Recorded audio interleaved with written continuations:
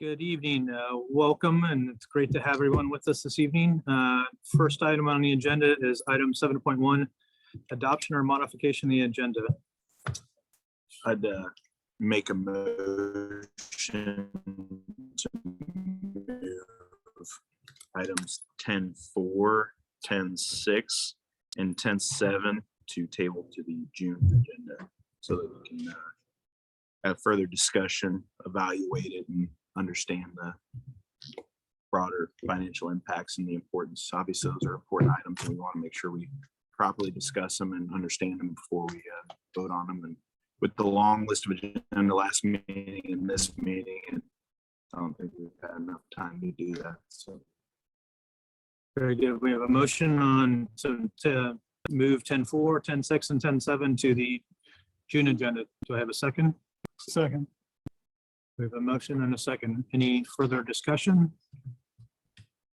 Hearing none, please vote.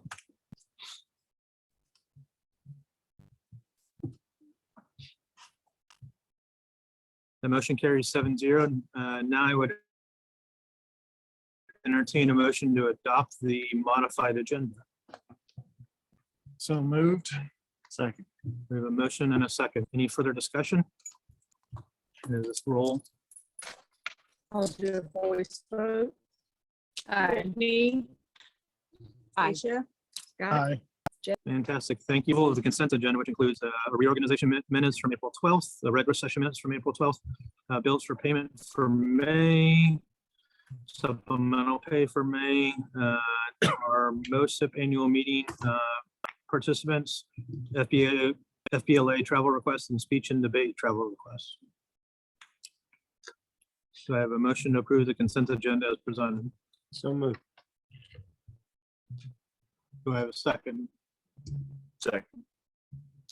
Do I need to abstain from this? I moved. You moved that one. Yeah. Okay. Great. Any additional question? Hearing none, please vote. Please.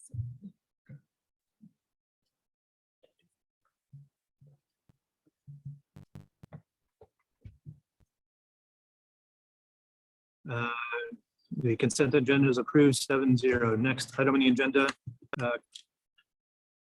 Seeing none, 9.2 board priorities update. Not a lot to add to this, just after a full year of work, Future IQ is here tonight and they will be presenting our strategic plan in the new business, actually under old business for the board's approval tonight.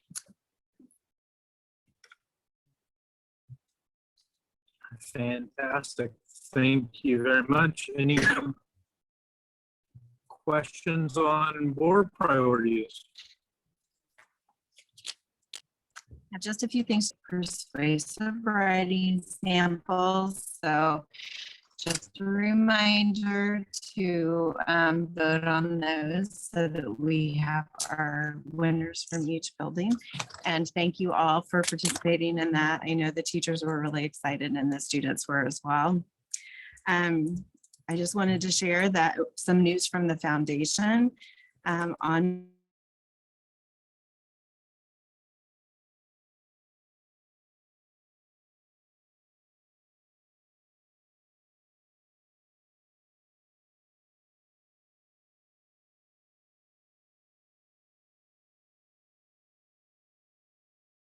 machine for the grind to expand their offerings. And then there's also an entrepreneurial experience that is cross-disciplinary between the business, art, and those things.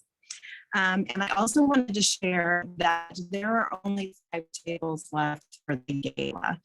The gala is August the 26th, and if the board would be interested in having a table, wants us to get one, be happy to run it. They have created a wonderful event. They are gathering auction items now. And yeah, it's really exciting to see all this come together. And I'm very grateful that we postponed it because this never would have happened with the original date. So very exciting. I have wanted to invite the board to the Northland Career Center graduation if you're interested in coming. It is Sunday, May 21st at 6 p.m. and it's at the Hy-Vee Arena. I will be there presenting some awards, and it's always nice to see some other school district people there as well. We have 20 students who graduate from NCC every year. We typically have 55 to 60 who attend, and about half of those are seniors. So we will have students who are and are usually so yeah. Okay, this Sunday at Hy-Vee Arena. Thank you. You're very welcome.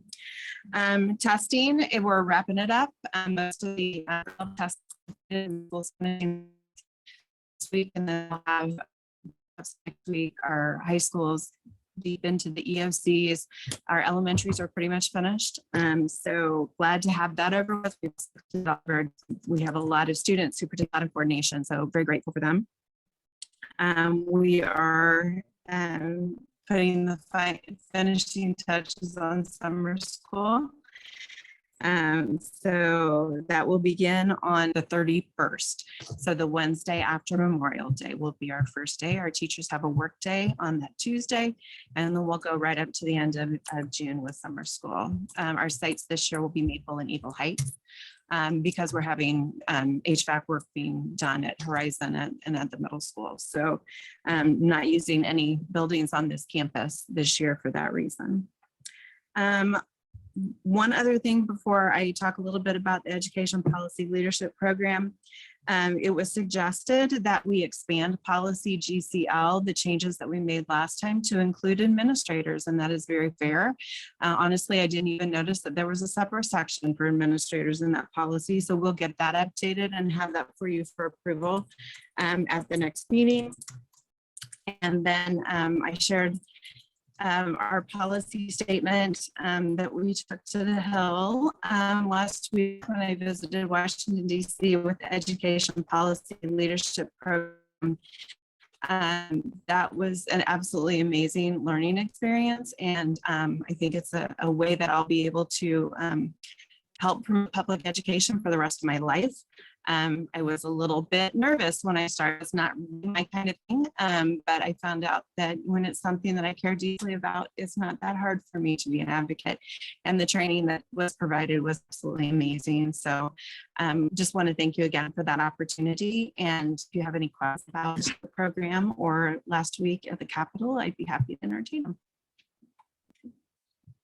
Thank you for doing that, advocating for our district, everybody. And I enjoyed reading the policy leadership program that you had in there that had some very good information.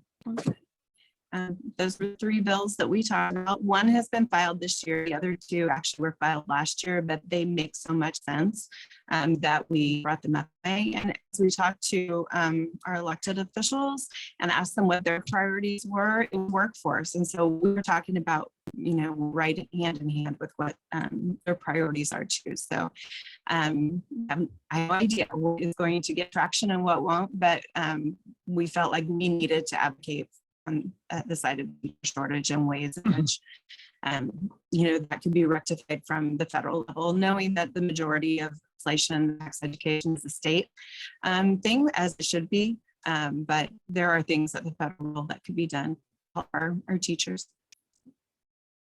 This says 3 out of 4 think they're struggling, so why they are considering a career change. Is that our experience here in Smithville? Oh, no, it would probably depend on the day that you ask.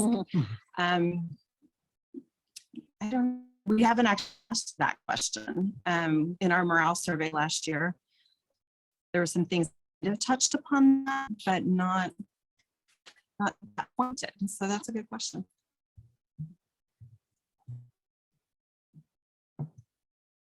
Any additional questions? Thank you very much. Appreciate you making that advocacy. I know that Can be a warm period of time there in DC and a lot of walking. Really to do as well as the trips that Jeff said he to advocate for our needs there. Um, If there are no additional questions, we will move on to the next item on the agenda. 10.1 General Financial Review. Okay, the review is in your packet. I know Mr. Hedgeworth is not here, but if you have questions, I have saved them for him. It's pretty straightforward. So in all his years of service to the district, I think for Mr. Board meeting. With Mr. Bakewell, Family comes first. we are happy he is not here. We're doing well at this moment. So Yeah, score update. Do we have an Eight, update? 8. Woo! I think it's 14, 8-0. Okay, all right. There we go. good to see you again. Like, Very good. Next item on the agenda, 10.2 MSBA policy update. This is for second reading. So there are a printout of 2 documents that talked last time. A small group of us, Mrs. Carlisle, Mr. Sachs, and myself, met to address 2 policies that we had some concerns with. Want to make sure that these policies indeed reflected our community. One of which is BDDH, public participation at board meetings. You have a draft before you that takes our existing policy and adds in some new requirements from the state legislature, but tries to phrase it in a way that is appropriate in our feelings towards our interaction with the group. So that is indeed to keep public comment as a priority. That's one of the options that was presented was to do away with public comment due to a new state law that kind of required a variety of different steps to be taken before addressing the board. So with that, we try to line out that while we encourage the folks to work with the superintendent or designee to attempt to resolve issues, that there's allotment to do so, but definitely need to come to the board, the ability to get things added to the agenda and seen in an appropriate moment and reviewed. And then find some things regarding public comment. So knowing that you're probably reviewing this for the first time, the second reading of this for approval, we have 3. So we've got to make any additional changes. We want to provide you the Question is how we have to ask the community, right, on this? that's the next. Oh, sorry. So It's easy to get a mix with. I've made it through some of these items. One thing that I found, well, the only thing I found was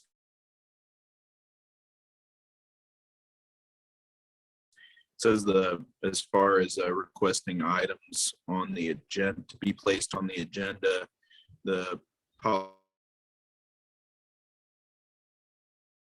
must be submitted to receive, so to see the agenda and to make an adjustment, make a suggestion, we have to do that by Saturday. So the agenda gets published Friday afternoon. 5 days would be Saturday. If you want to place something on there, it'd have to happen by this policy. It would have to happen by Saturday to put it on Wednesday's agenda, right? Am I reading that right? if I'm reading this right, that's seeking to add something to the agenda versus a board member themselves. Okay, so I read it differently. Then. Okay, So that might be a clarification. we Yeah. need to make. Some of these, it's the first time seeing the revisions. Are you yeah.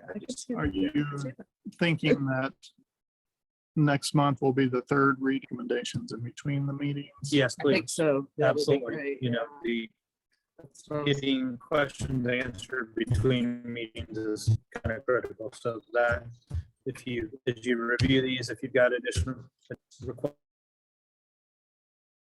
or things you would like to see look a little different, you know, compare what they're recommending is kind of required versus kind of catching up. And then, you know, again, we tried to take our policy that we felt represented our community well and adopt those. So if we have questions, should we address them to you and the committee? I would suggest sending it to, why don't you send it to me? Because if you send it to the committee, that's now a quorum of 4. True, So true, send it to me true. and I'll work with Mrs. Carla. and Mr. So Saxton. I was wrong, Jeff, for this one here, the BDDH-1 does talk about members of the public, and BDDB-2 references board members, and that has the same policy.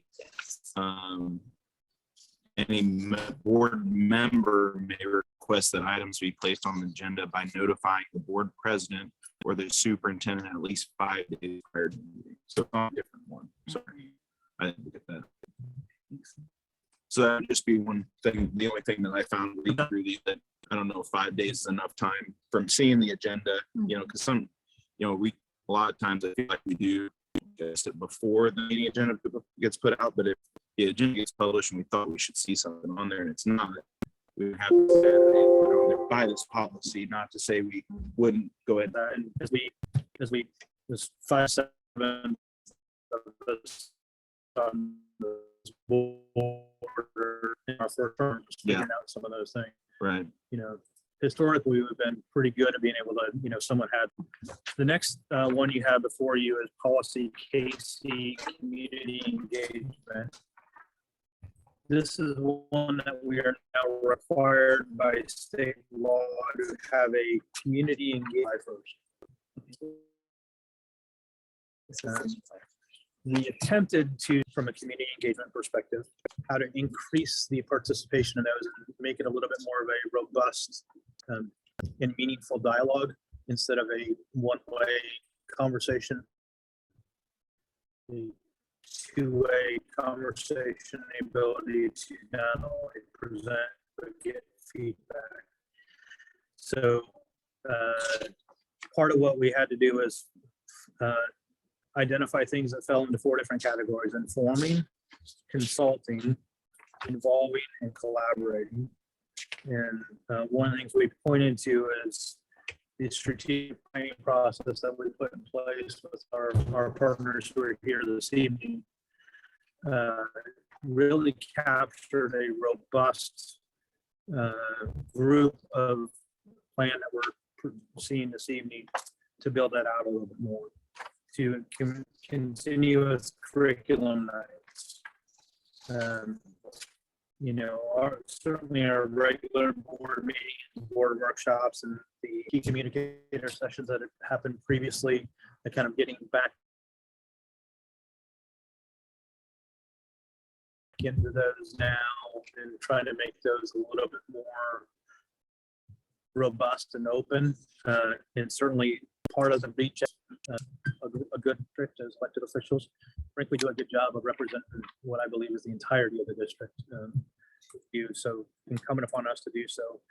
One of the ideas that we sold from a neighboring community is the idea of coffee with the community. And kind of talk about maybe the second Saturday of each month. Members will hold coffee shop where folks can come down and ask questions. You know, have conversations and have the ability to do so. Understanding that there are times where you're going to have a lot of people there, and times you may not be a thing. Mrs. Moore, the thoughts on this? Yeah, just what you've said, that you can really have a conversation with someone. This can be awkward and intimidating to speak to the board this way, but in that kind of environment, I feel like we can actually get to know the needs or concerns that parents or community members have. So I'm excited about that one. Mr. Saxon, anything you want to add? I mean, just you know, the community engagement where we're going to meet them in places, you know, some of the most frustrated people with me during COVID, I had conversations with sitting down at Humphreys. And, you know, when you remove yourself from a very formal structured environment, you get to really understand the intent behind what it's from. And likewise, they get to understand you. And I think there's value to that. I really like what you guys done, have said that we've been doing stuff. I really emphasize that we have been doing stuff, and I really think that's good in there. And then you've said these are some things we can build on. So I appreciate that. And I just encourage all the community to come to these things. We do want to hear from you. In the past, we've had low numbers, and we don't want that. We want to know what you are wanting to think. So that would be my encouragement, is let's get the public out there to these things, because we're doing this to help everyone. So thank you. This is good. Thank you. Well, and part of that, like even the curriculum nights, and we talked about it, be open to speaking about those real concerns or difficult conversations that parents might have. You know, I loved the math night curriculum. That was really informative. It was. But also, I don't know that that's something that parents are really concerned about, what's being taught. So let's be welcoming to, okay, what are parents concerned? What are their issues? And then where they are in the conversation. So that can be brought up. Let's be transparent and welcome those nights too. I think it's just getting that concern back to our attention, because oftentimes it doesn't come Yeah. Yep. to our level. So making sure that that gets to us so we can address it. One other thing that we talked about, so this policy will go into effect on July 1st. So working with Dr. Bond, neighboring districts that we looked at, neighboring, so that's been in place for a number of years, want to allow not only this for Dr. Bond's, then kind of have a little bit of input on what that looks like, what do we call it, how does that kind of play out. I will strongly suggest one or two districts hand it over a lot of legislative authority to that type of group. In favor of that, we're the elect. So we'll be working with Dr. Moss, and certainly as we work through our retreat topics in June, this will be something that we have to get lined out a little bit more for final approval. So those will continue to get involved. As Mr. Nichols pointed out, we've got the agenda item to clear up a little bit and get captured. The rest are relatively straightforward. So for our newer folks on the board, typically these policies are relatively mundane, come through, we review. Yes, it's correct. I would encourage that we do read them. They get rather lengthy at times, but occasionally there's some verbiage in there that doesn't quite reflect the values of our district, and that needs to get caught, as we discussed a little bit last year with one policy in particular. So, but normally they're relatively straightforward, 3 readings, and we move forward. Additional questions on that? If not, I entertain a motion to approve the policy for a second reading, and into third reading is where we'll get them cleaned up. And So moved. Second. we have a motion and a second. Any further discussion? Hearing none. Please vote. And I want to really thank Mrs. Carlisle and Mr. Saxon, as well as the rest of the board, for helping to provide input on this to make sure we get this so it does reflect the views of our district. All right, 10.3, comprehensive strategic improvement plan.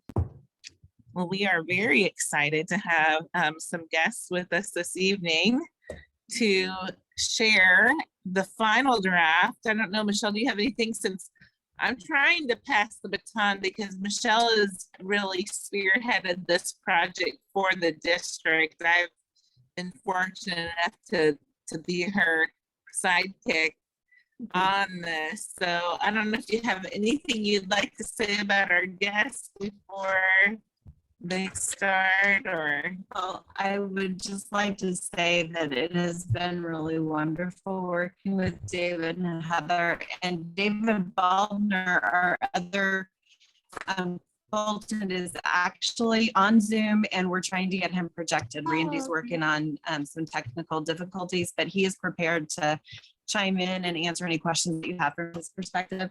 But it has been wonderful working with them and to have to be a part of the discussions and then let them do the work and come up with this amazing plan has been really, I've loved it. So I'm big fans. So we're turning it over to you, David. So if David comes up, I do have one question. Have you bought property in the district yet?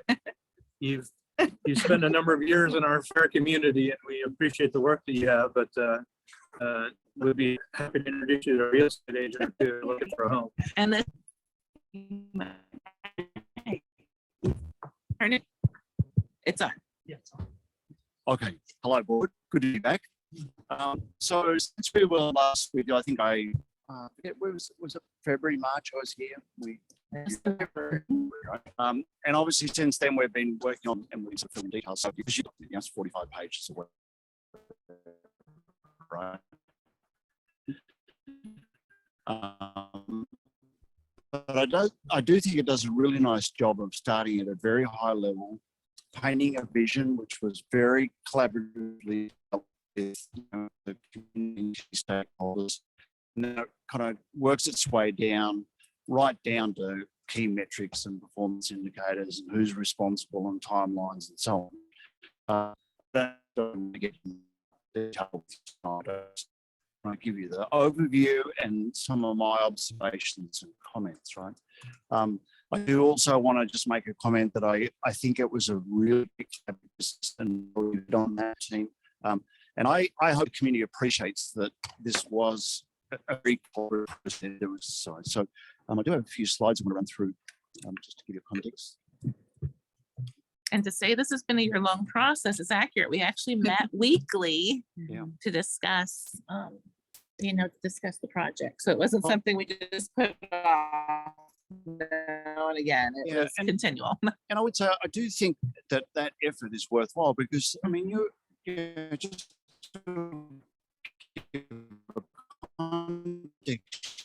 you weren't coming at this from just a dust off ticker box plan. I mean, there is a real commitment here to that excellence which we talked about in the previous session. And if you're going to aspire to excellence and to really stop work to figure out what's that strategy, because it's that last piece between being really good and being truly excellent. I mean, it's a deeper thing. I thought it was worthy of that process. You're able to put that slide into the foreground. I'm just trying to get it for the viewers at home.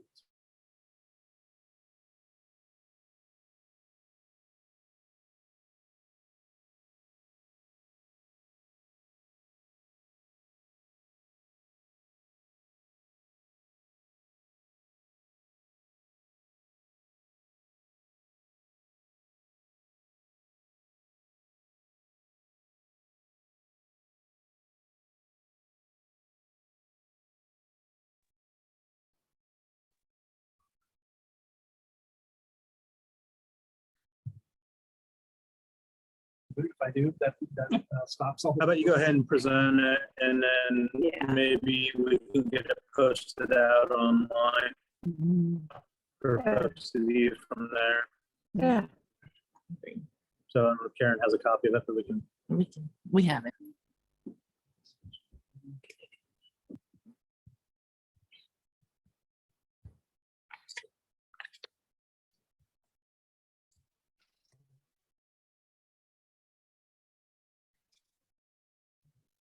Let's go ahead to presentation mode and get started if we can, Randy.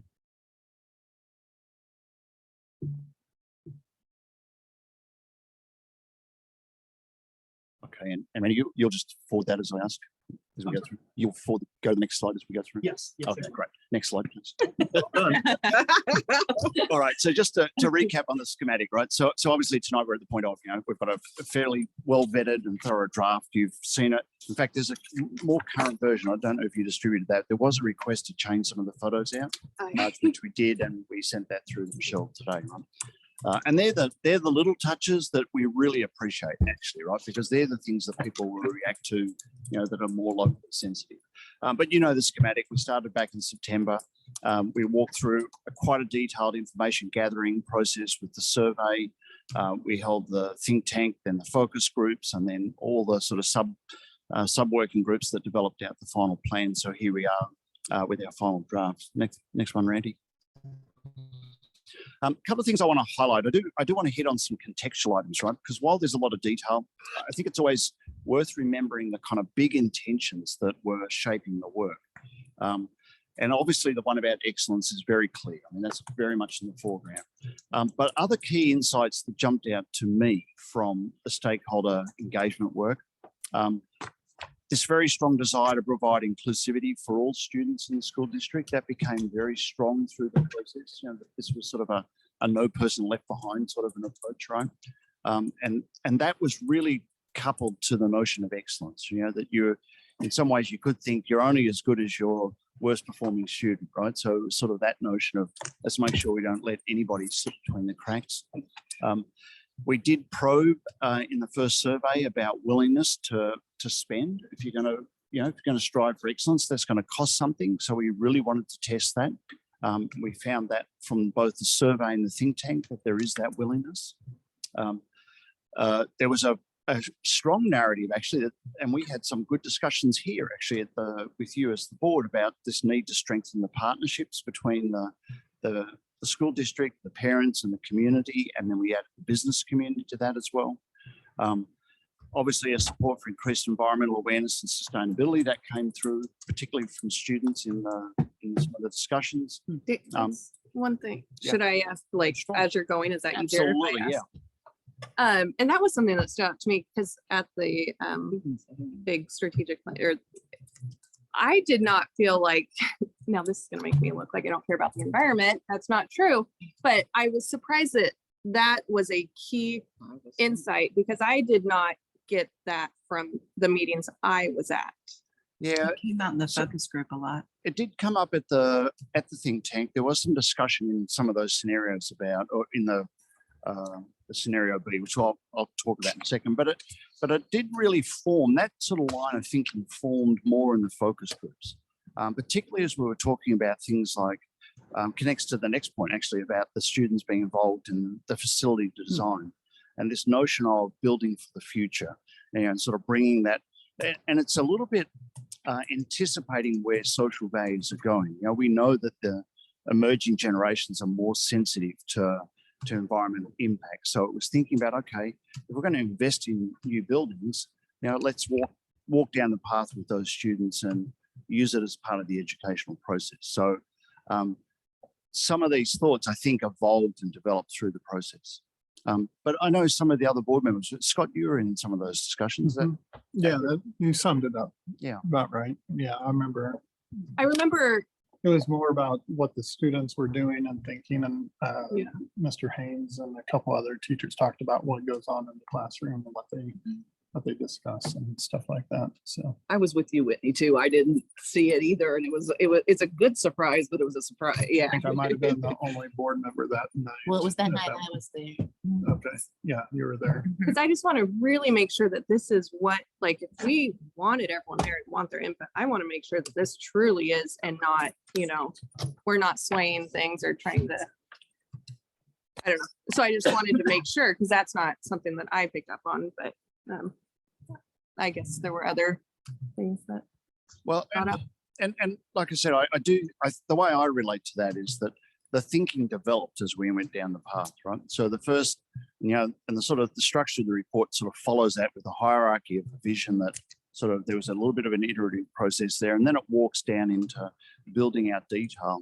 And I think there was these sort of broad aspirational kind of lofty things we talked about in the think tank, which were like excellence and, you know, the learning sort of mode and, you know, how robust do we want to invest? Then as we sort of started to get into, well, what does that actually mean, right? So when we start to build out on the pillars, right? And what does that look like? What are the actions that you can take that turn a pillar into reality?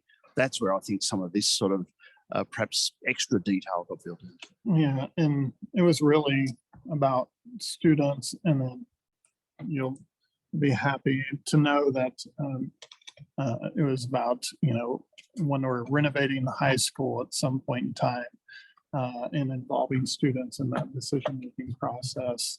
And yes, bathrooms at the high school and everything else, right? So putting together a group of high school students that will have a say into the design and the where the process is going as far as the renovation of the high school and how long that takes and the funds and what the students are looking for.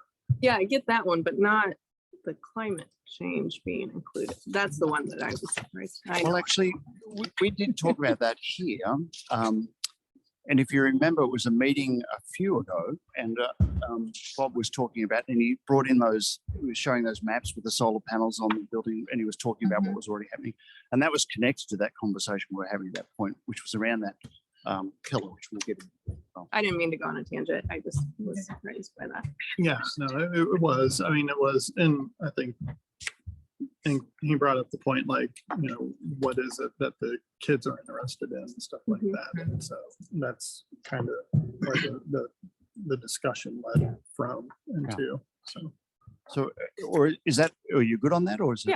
Yeah. Yeah. I just wanted to make sure that it came from somewhere and not just. Yeah, and we were very, I mean, we can all have our, you know, Areas of focus, views, yeah.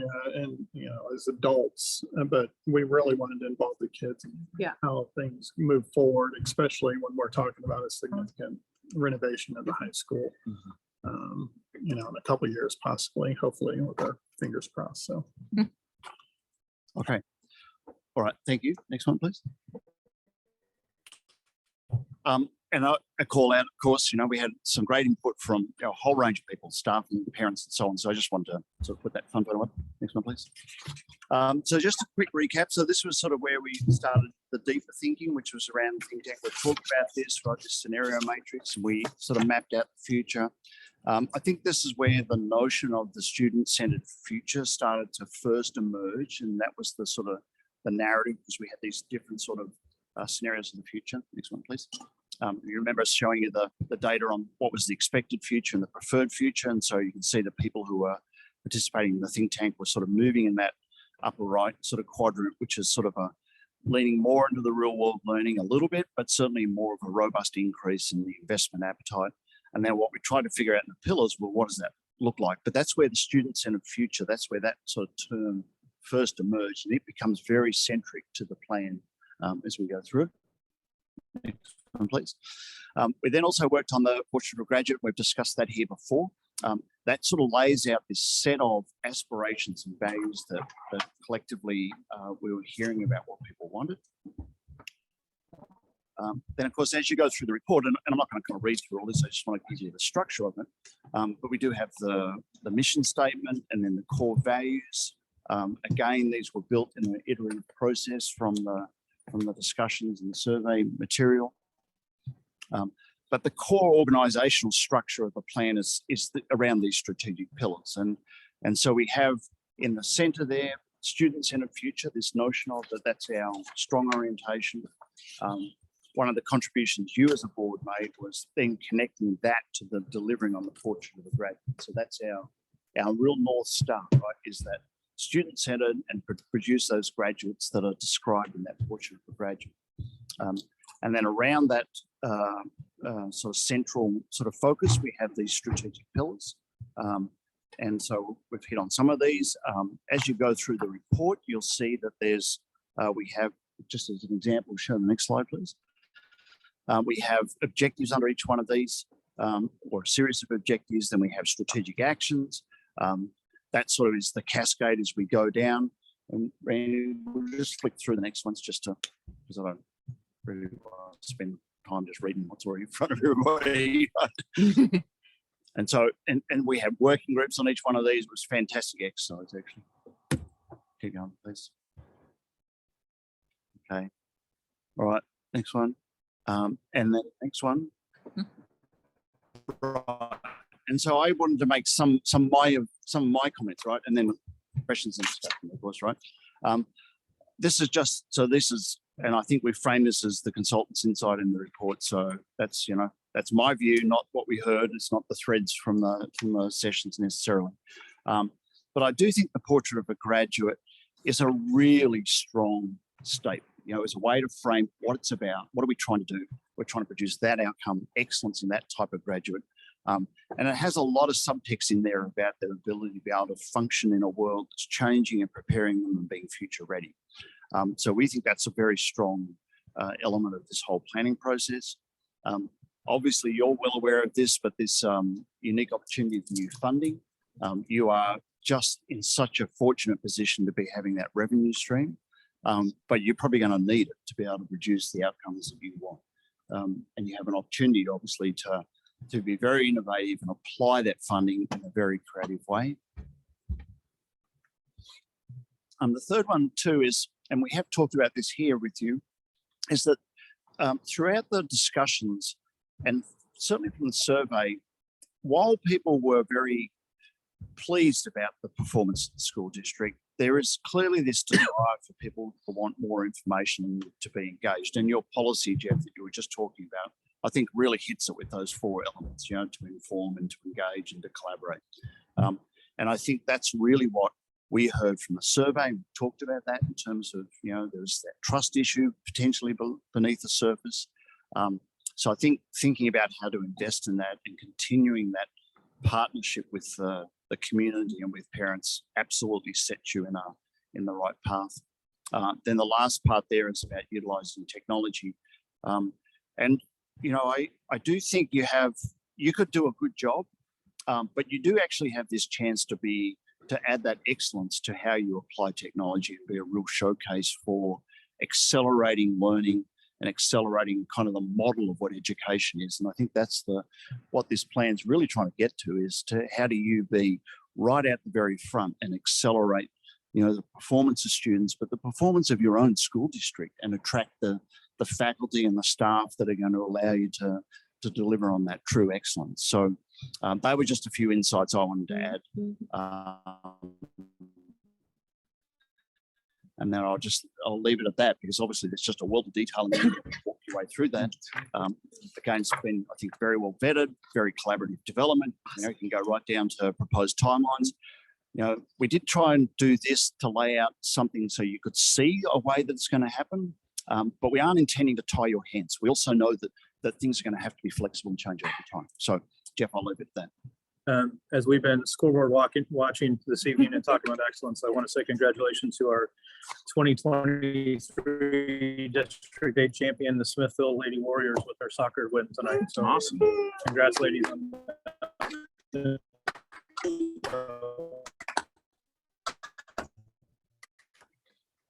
So, board questions?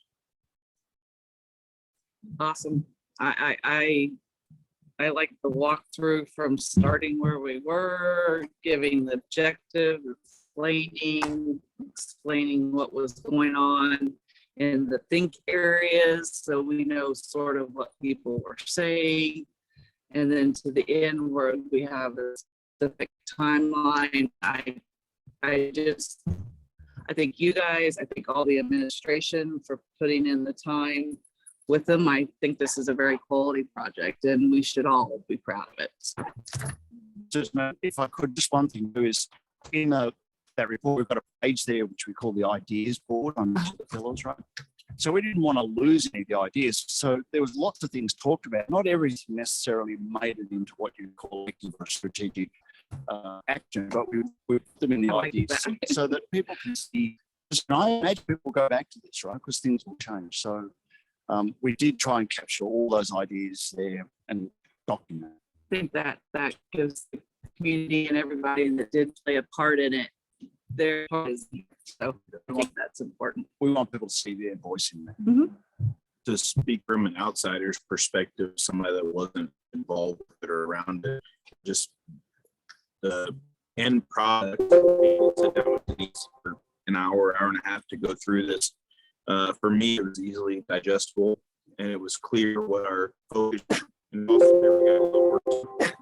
You know, it's nice to have a place to be focused on, so organized, but it was easy to digest. There were a lot of work to do. So as someone who's been involved in this process for multiple years versus Patrick walking into this, I want to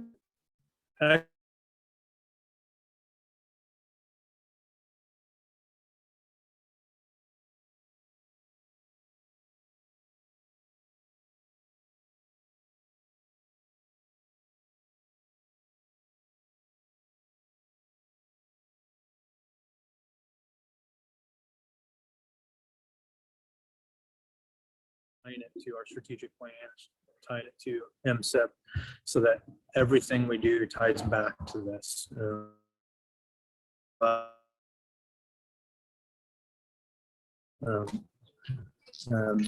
And you know, this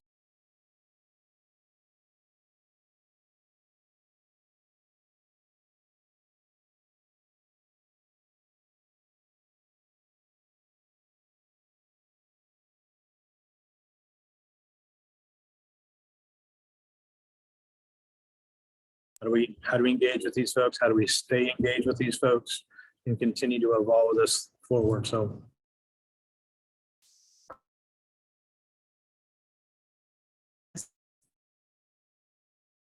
strategic plan that he's helped with. David, did you have anything that you wanted to share regarding the plan or the process?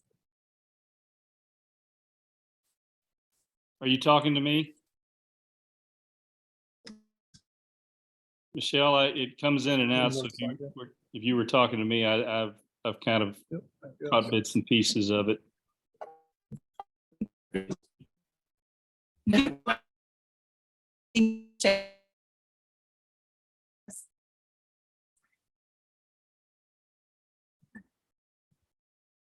Okay, Michelle texted me and said you can hear me Texting, yeah. fine. Yeah, I got it. I got it. Yeah, it was fading in and out, so I think the question was, is there anything I'd like to add or share? And I want to say a couple of things. First of all, thank you for letting me be a part of this, because this is the 10th year that I've worked with Smithville, directly or indirectly.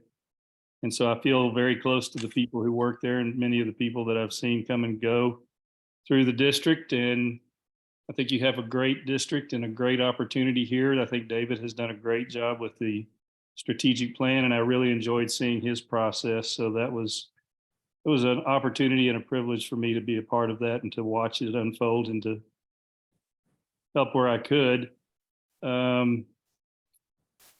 Secondly, I'll be eager to see how it turns out and how the things start getting implemented. So if I can be of any help down the road, I'd be glad to, if it's just a phone call or something. I think I heard Jeff asking a question about maintaining engagement over the years, and that's always the challenge, but that's certainly a challenge I think this district can meet, because it seems to be very committed to that process.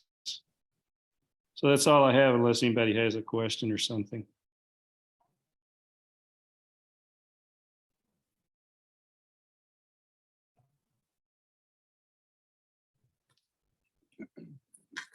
fantastic. Any additional questions? If not, I would excitedly entertain a motion with a motion and a second. Any discussion? Hearing none, please vote.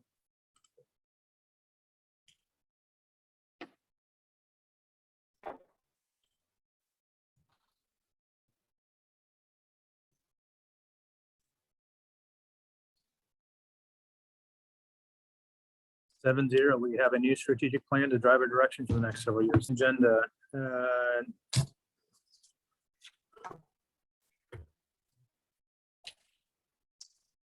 10.5, staffing request for technology help desk technician.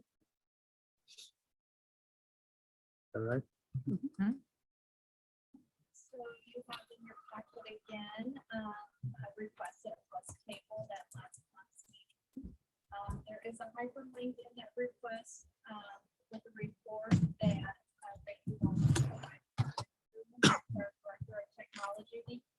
some additional insight as to why that position is needed and that for some folks for the district. So we're happy to answer any questions that you might have. Category today, but I'm happy to assist.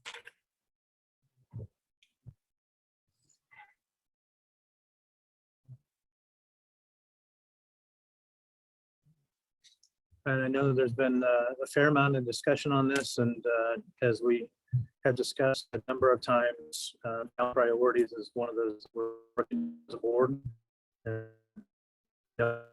as an important priority, but also appreciating the budget stance that we're the other priorities that we have for what the this. Well, currently,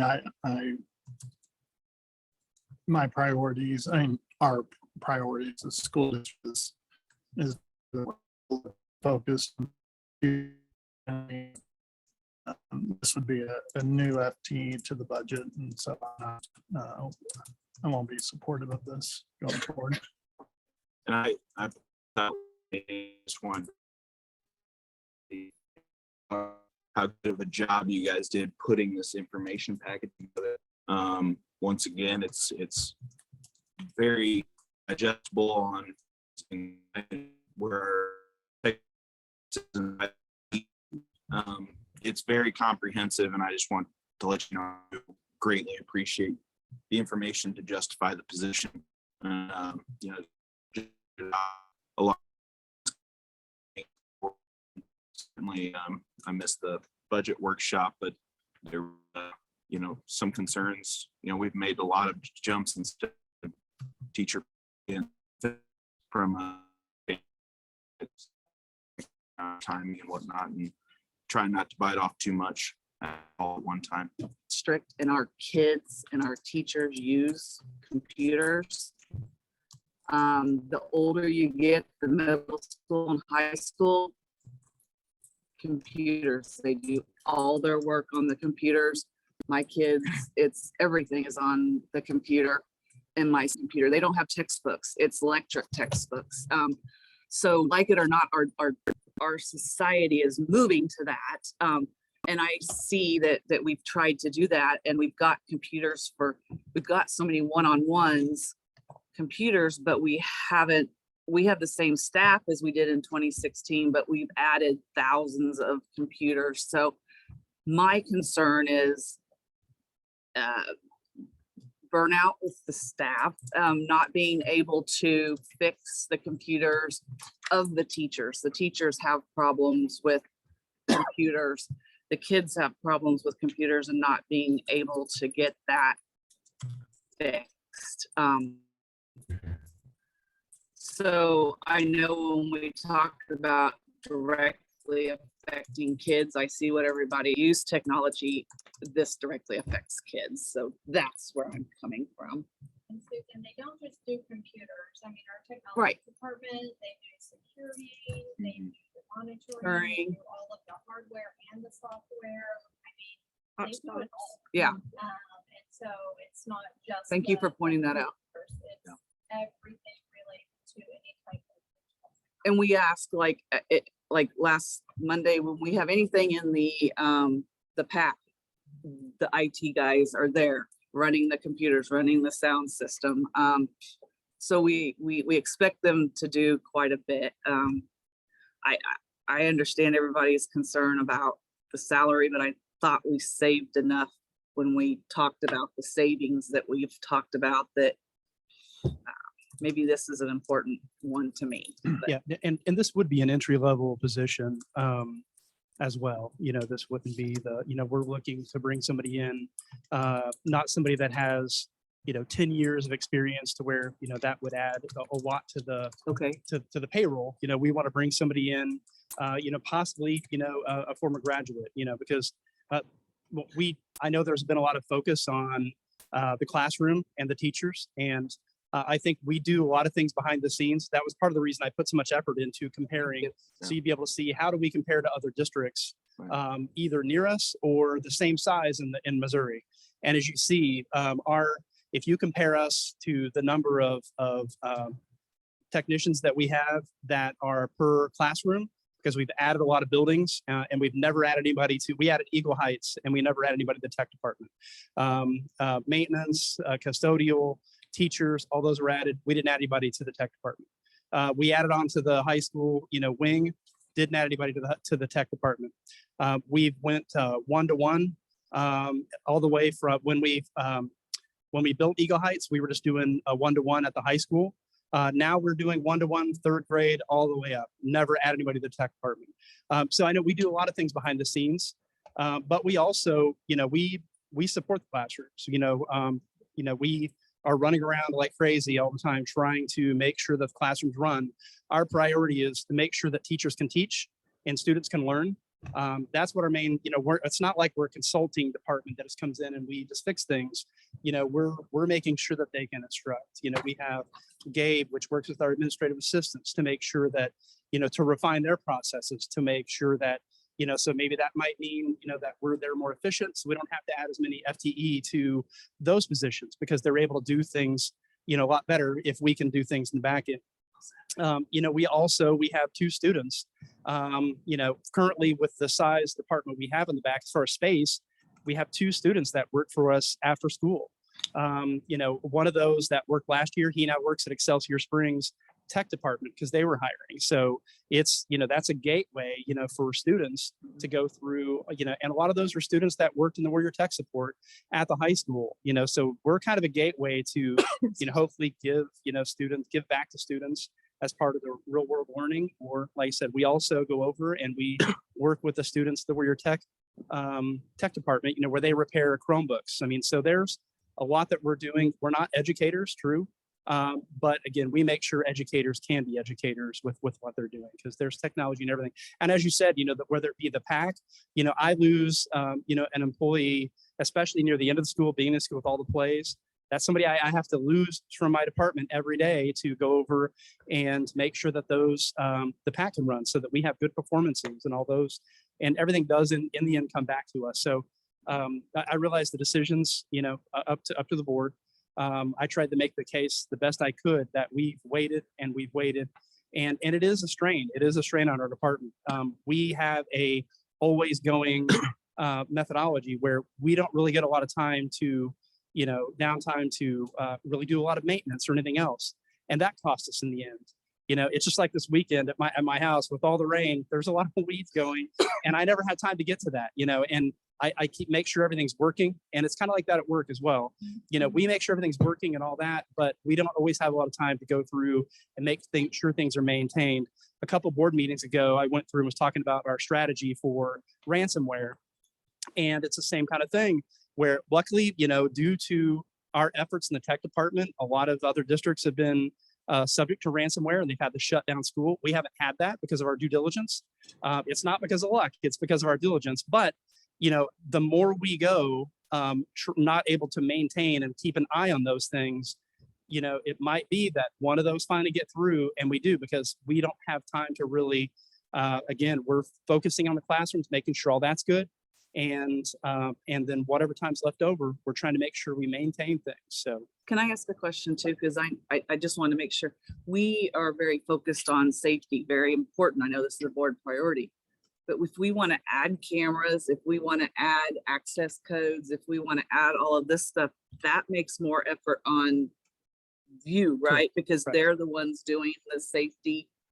A lot of the hardware and the exactly and the yeah. Right. This summer, because the initiative we had for security, we're going to be, and we have students working with, I have 5 students that are working with us over the summer. And so we're going to be running cables so we can install the cameras, mounting the cameras, getting the Chromebooks ready. A lot of these security initiatives, they start with, the tech department. So we can get that. And then, there's a maintenance part behind that. And again, that's what sometimes I was guilty of it when I was the network administrator. I worked, remotely, from home when I necessarily wasn't supposed to, but it was the only thing I could do to make sure things were happening, was to, work more than just, an individual person. So I was like a 1.5, 2 FTE, to be honest, with what I was doing in my spare time. So. Randy, you guys run all your own cable for the project initiative? You're gonna set up all the switches and run your own cable? Well, so to be honest with you, whenever we build a new building, a lot of times that's contracted, Mhm. but anything else, our budget that we have, Wayne has done, and you guys all know this, very conscientious about the budget. And so I've been here 13 years. I feel like I've learned a lot from Wayne. So one thing that I've learned from Wayne is I want to get every penny out of every dollar that I possibly can with anything. So if it is, something that's production wise, that's going to be something brand new that'll, get contracted, whatever it might be. As far as if it's like purchasing equipment, that'll be brand new production. But there's a lot of other equipment like Chromebooks. Previously, we bought Chromebooks and we purchased insurance from the company we bought the Chromebooks from. And so to be able to, I could continue to do that, but we wouldn't be able to provide all the Chromebooks we did. So what I have to do is I concentrate on the end result. We want Chromebooks for all of our students, or we want Chromebooks for the third grade, whatever it is. For me to meet that objective, I deal directly through Alibaba with distributors in China, cutting out the middleman, and I buy my parts straight from China. I thought about opening up my own LLC so I could go through and buy it, but I'm able to deal straight with contractors or with the actual manufacturers over in China and get those for a lot cheaper. I've told other districts about it, like, hey, do this, because I'm doing the same thing that all these companies that sell parts do.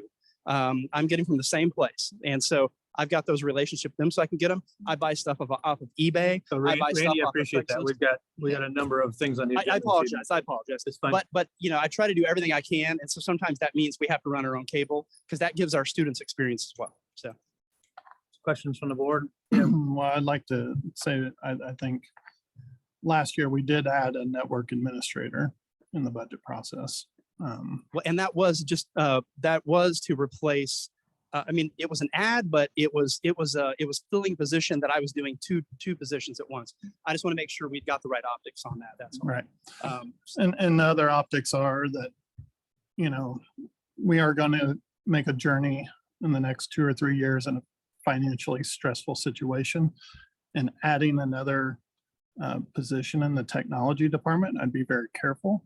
Those were some of the same mistakes that were done 6-7 years ago when we had to implement an ESIP at the school district. As far as budget wise, yes, and I would agree with you, by the way, Patrick, a lot of this is timing. The timing is not right for me. Budgetarily, when we compare ourselves to Kearney, we actually spend more in administrative technology services. And that has been consistent for at least 3 or 4 years. So they have 1,000 more kids and more buildings. I think we can do what we can do with the budget that we currently have. And if it does look better in the near future, then we could probably consider this. But I would caution everybody about adding a full FTE position currently. Thank you. So any additional discussion on this? If not, then entertain a motion so we can bring this to a vote. I was looking at your work orders because in my world and interacting with our IT, it's work order driven. And our significant increase is related to 80% of our work orders is a status work order. So not high urgency or priorities. What is that? Like, what's that typical work order look like? That's a normal status. So with and that's we've changed work order systems. That's all Harvest right now, but we do have 3 different priority levels, and I'm making sure I understand your question, but we do have 3 different priority levels. If it's normal, then we get to it when we possibly can. If it's emergency or alert, we get text message, we get to it right away. If it is high, then we try to get to it within an hour. And most of our work orders are just normal work orders. That would be the bulk of those. But we do get, I don't know, I would say probably maybe at least 10 work orders a day that are high, maybe between 5 and 10. Yeah, what consists of a normal work order is what I'm asking. So normal work order would be something that that is not impacting the classroom. Basically what we try to tell our teachers, I try to describe it as, if it is stopping your classroom and you can't do anything, you can't project, you can't teach, then it's like pulling the cord on the bus then you put an alert, we all get a text message and we come running. You're probably gonna have 2 people show up at the same time because we're just running over there to do it. And if it's high, then we get within an hour. So that would be anything else that's going on in the room that they need, but not necessarily like they can move on, basically. Yeah, would be that's the- helpful, Randy, because when I look at your work order severity levels, you know, the significant increases over time from year to year is related to your normal work orders. As you actually saw only like a 5% increase or a 5 increase in your high alerts and stuff like that, your highs actually drop. I bring this up because Randy, out of anyone up here, I deal with IT at KU Med on my side, and I get it, man. Right. But my reservation is I just had a $600,000 deficit budget projection. Sure. And to me, it's timing. I think, you know, there is merit to what you're trying to do and what you're requesting, just like all the positions brought in front of us are valuable and there's merit to how we do it. But for me, it's, I personally sat on a board where we over allocated because they're all important needs, but we didn't prioritize it. We kind of just swooped it, and then we had to lay people off 2 years later. I don't have an appetite for that. And I'm only going to be around another year, but for me, I think, Randy, this is a piece that I don't think has to go away. I think it has to marry up with cash flow and timing. As revenues increase, I think we can get to this, but in my current state, a $600,000 deficit, I'm not good kind of moving the needle another inch this current funding cycle. Sure. No, I understand. I just, ask again that you again, look at what the cost of, you always have to look at the cost of not doing something as well. We keep getting a year and year, like for instance, all the technology I'm adding this summer is even more that we have to take on. And I just want to make sure again, optic wise too, because I just hope we don't get punished. We do have a lot of longevity in our department. And so I don't know the exact numbers because I didn't pull those as far as how much you were talking about the money, comparing this to Kearney.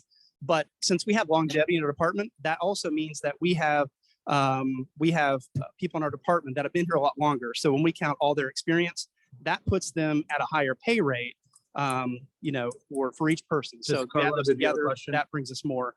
And so I don't know if that's the case with Kearney. That could be also why when you compare those two, it looks like, we have more because we have longevity there, which does bring that total up higher.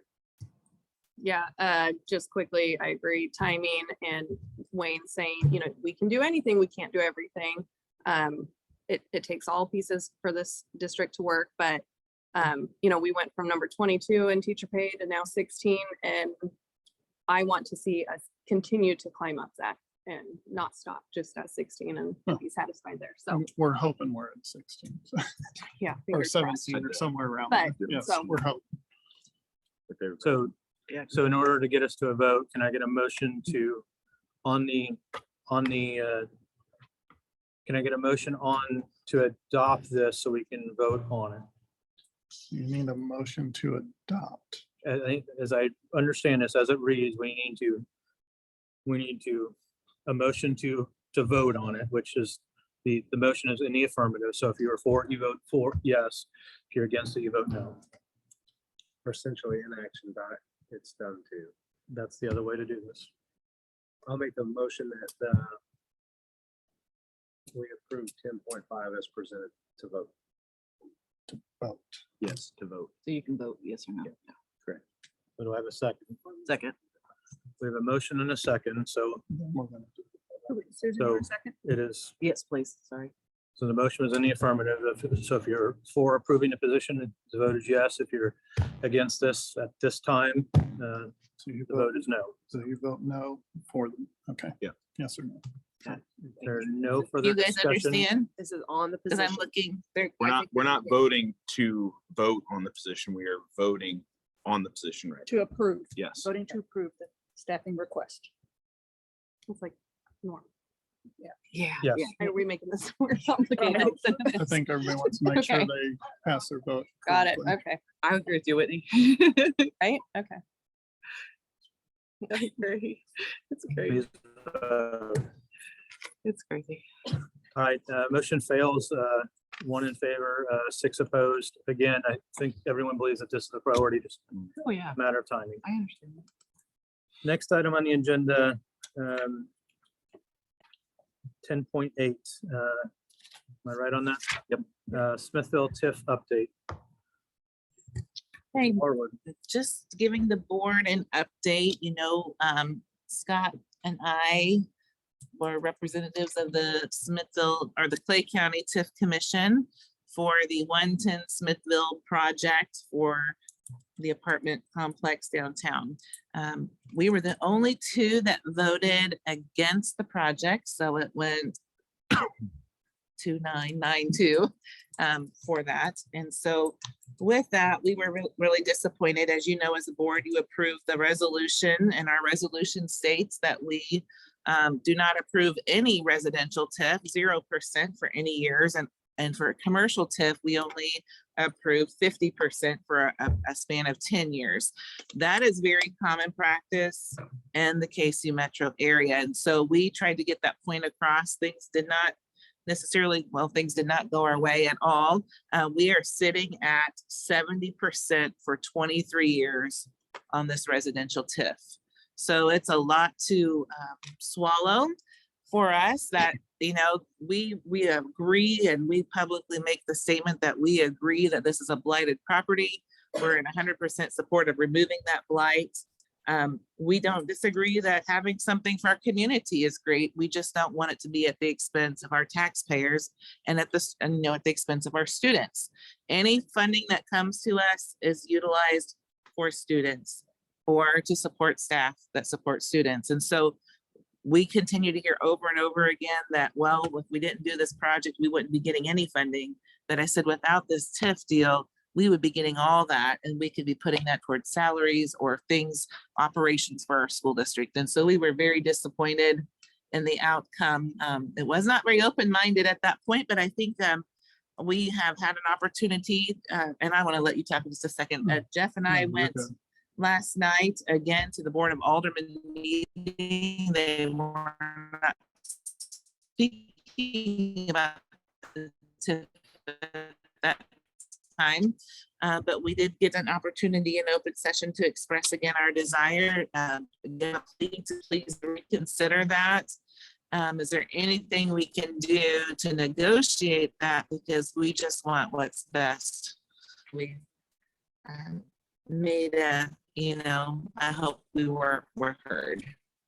Anything that either one of you add, please? I'll just add that, solution.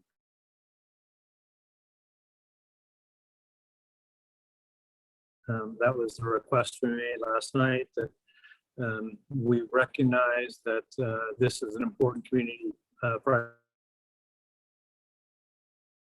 The remediation of that kind of made it clear that we are willing to come to the table and find a workable solution, as this happened 6 years ago. That will take some discussion and some work on all parties to get happen, so we can continue to do the important work of educating the kids in our district and providing the excellent outcomes that we do each and every day. So for the Board of Aldermen, and as they are elected officials, I think they are that message, and the important believe that hopefully we'll have some resolution along that lines. Yeah, excuse me. I'd say at the TIF commission meeting that well, we wanted to stress that we were in favor of the hospital.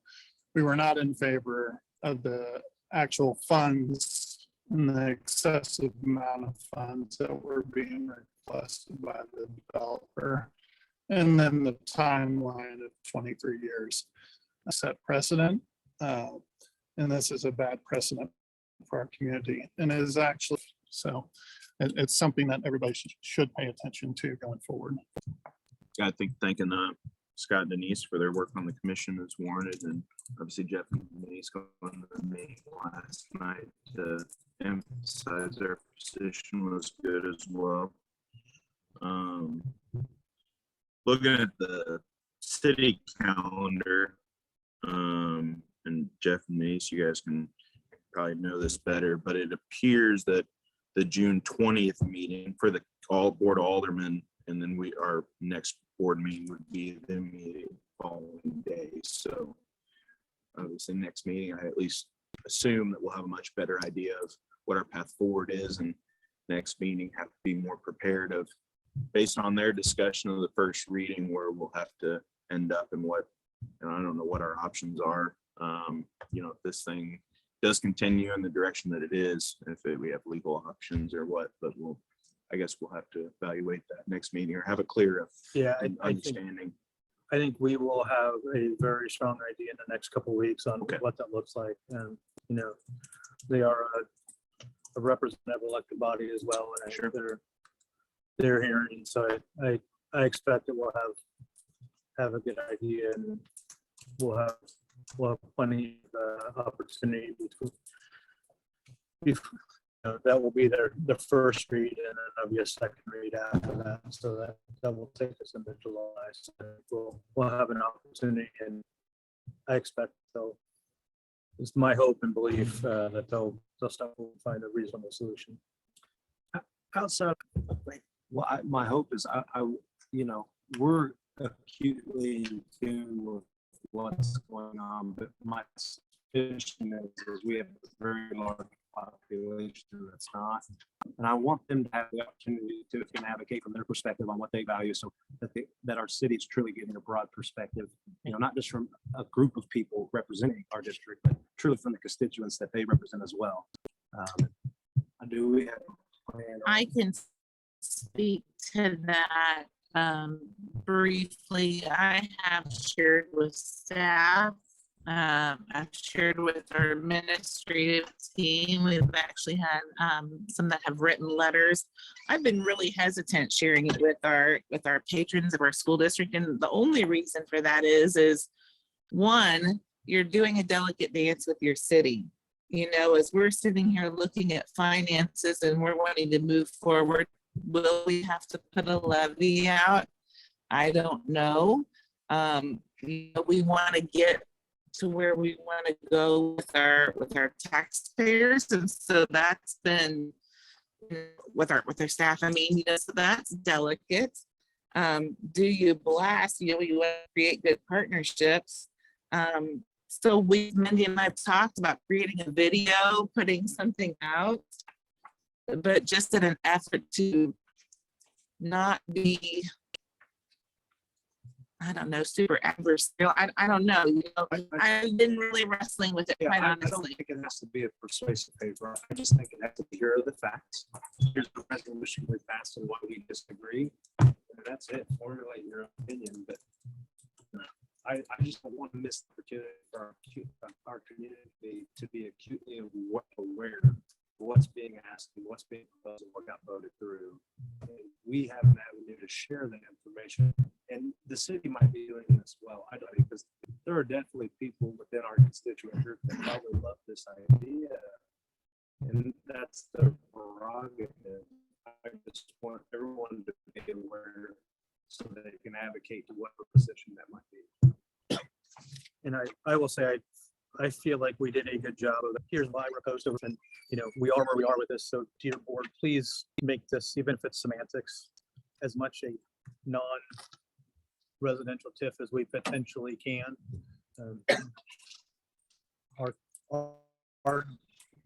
Our district touches 3 different counties, right? 21% of our district is inside the Smithville city limits. I think we can argue there's no other blighted property inside the city and on the southern end of our district, that if this precedent carries forward, we could really be in trouble. But we certainly could put that out to our entire school population and educate our patrons on that, Yeah, if that's the board's, It's just something I would love feedback on, quite frankly, just because I've been hesitant. I think if we had just a quick,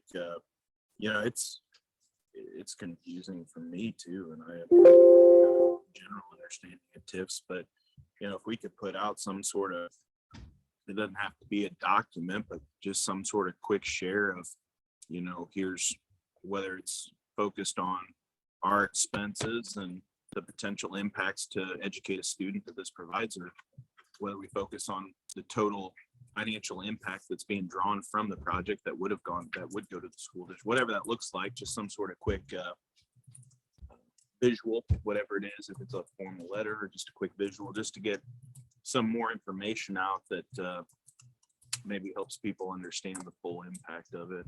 Is that kind of what you're? Yeah. So I think we'll have a couple opportunities between now and when they formally vote on this.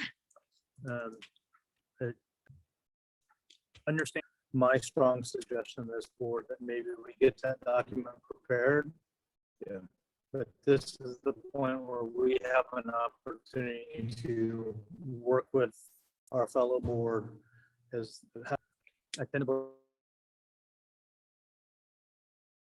believe that this, we figured out around a couple people rolling up their sleeves around the table. Sure. And, you know, putting things out there. Maybe we have something ready to go. Then if we need to go there, we have in our back pocket ready to roll. When are they taking up the first reading? The date was it? The 20th, the day before this meeting. June 20th. So roughly a month. I think we'll have a view of what that package looks like well before then. Said that we've informed staff. I put some information out in the staff newsletter. It's been a couple months ago, I believe, two things ago, but then I did talk with the administrative team. I can put more out though to our staff.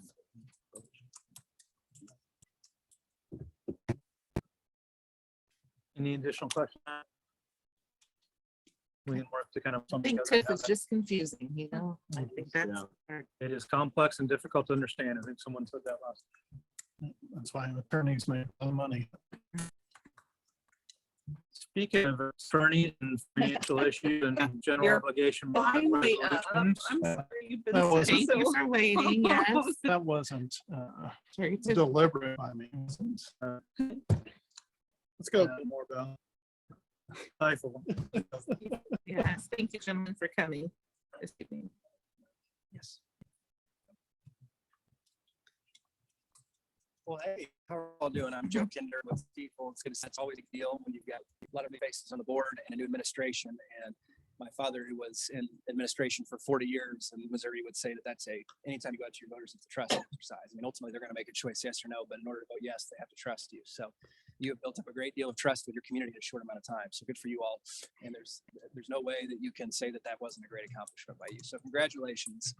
Since the bond issue passed, and actually slightly before it, we took a process and compressed the process down. I know you've done a lot of planning on this, and we've worked on this for more than a couple of years. And then when you had your reassessment, we put some plans in place that moved timelines forward about a year. But in March, and not knowing who is superstitious and who is not, we did not inform you of this before the election. We went ahead, and as Silicon Valley Bank failed and we saw some other tumblers falling, we saw interest rates drawing back and coming down a little bit. We started going ahead and prepping legal documents for the issuance of your bonds should you pass them. This is a process that takes about 8 to 10 weeks ordinarily. We're here about 5 weeks past your board meeting, ready to roll. And in fact, by state law, we have to wait 30 days after you pass an election for allow people time to protest that election before we could even issue these bonds. So we worked really hard to get that done, but also your admin team did a great job. And there was never a question on whether or not, as they're trying to put together budgets and get everything ready to close the year out and working very hard, there was never a question when we asked them to put the pedal to the metal and be responsive. We add on top of that we've got some difficult economic conditions. And so S&P is a company that gives you a rating that would look like a credit rating for you all when you go out and get buy a car or buy a house. They put some extra pressure on you as well in your administration by asking for additional documents and having a longer call. You should be proud to hear that you maintain your AA- rating, which is a very, very high rating. And quite honestly, 2/3 to 70% of that is based on your local wealth in terms of your AV and your community. And being a suburban bedroom community, you have achieved the highest rating that you can. And so your fiscal and financial management is being graded very highly. And so you're doing a great job with that. I know you've got struggles and challenges, as everyone does, as we move forward. But you all should feel pretty good about the state you're in now. So that's a great deal. And you should be really proud of the work that your administration put in to get this ready to roll. So we're here with a little bit different of a resolution. Typically what we like to do is go 2 meetings. So we come and we just want to talk to you about how we're going to structure things and what the process is going to look like. Here tonight, we're going to approve a resolution slightly different that is what we call a parameters resolution. We are ready to roll and actually are out marketing your bonds right now. The actual sale itself will happen tomorrow morning. So this will allow us to present the plan to you, allow you to ask questions, and it's not the end of the world if you don't want to move on the structure we put in front of you.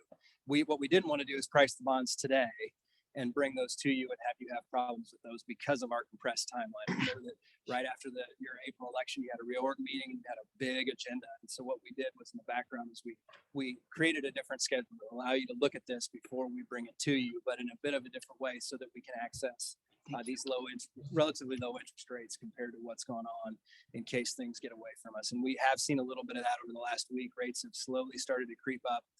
We're getting some good response, though. We hope to have good results for you all tomorrow. And so we'll have results for you sometime tomorrow afternoon in all likelihood. With having said all of that, check my notes. Sorry, everyone. Because of Silicon Valley Bank and because of some of the other things that have happened, we have had a little bit of a lull. So we are looking at going out tomorrow with a bond issue that is going to present to you a little bit over $18 million in proceeds for construction. That is a premium structure, what we call a premium structure. That has always been, not always, over the last decade or so, while we've been in these extremely compressed interest rate environments. So if you look back over the last 60 years in our market, just of a general, sort of a starting point for you, here in the 1950s and 60s, we were here, and then we got to the 80s and we kind of came down into the 90s. We came down in the 2000s. In 2012, we almost dropped down below the floor. And we've been hanging out down below the floor for the last 10, 12 years, and we've come up just a little bit. But in the grand scheme of things, interest rates are very low. And so we're looking at going out with this premium structure that investors have liked over the last dozen years. And Silicon Valley Bank is a great example of why investors like that. So what it is, we cannot control. Our job when we go out and work with you all on the day of execution is we take our 350 plus institutional bond salesmen with access to well in excess of 300,000 potential investor accounts. And we literally auction off your securities in $5,000 increments to the people willing to pay the highest price, which for you all means the lowest yield. Part of that is that we want to make sure we structure a bond deal that appeals to the broadest base of investors. One of the ways to do that is get access to that credit limit we have, which is great. Another way is to structure things the way that most investors want to see them. Right now, investors like to see premium bonds. We cannot affect the yields. What they're willing to pay for your bonds is what they're willing to pay in terms of the actual yield that you see. We can't affect the coupon rate. We can go in Missouri anywhere from 0% all the way up to 9.999% by state law. We can set that coupon rate at whatever we want. So you can set an interest rate that is below market value or above the market value. In this case, premium means we're actually agreeing to pay a higher stated rate on the bonds than what is the actual yield. What that means is people are willing to pay more upfront, so they give more than face value for those. So if you've got $100,000 worth of bonds, they might pay $105,000 to get those because you pay an increased interest rate.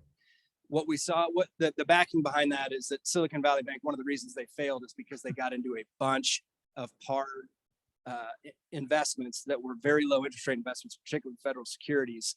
And when interest rates went up, the value of their portfolio that they had to mark to market and be able to put money into people's hands if they wanted to pull those deposits was about, I think, down 35 or 40% in market value in just a few months, 12, 15 months.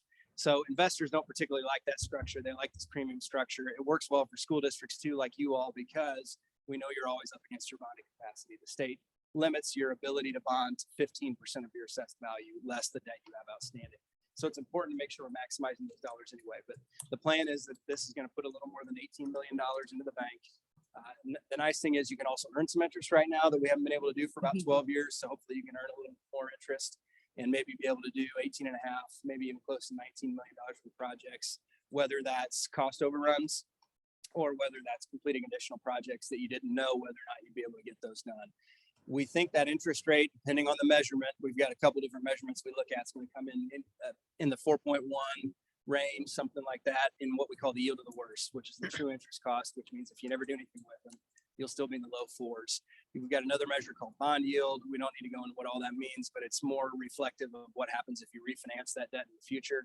You have never not refinanced a piece of your debt.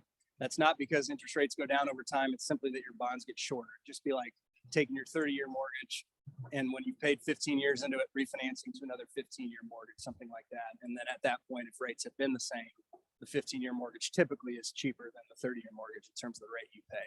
So the bond yield, likely that 3.85, 3.9 is something closer to what you'll achieve over time. But as a matter of perspective, the day I started, October 1st, 2007, in this job, the AAA MMD, which is a marker for the highest grade credits you can have, for 1 year borrowing was 3.56%.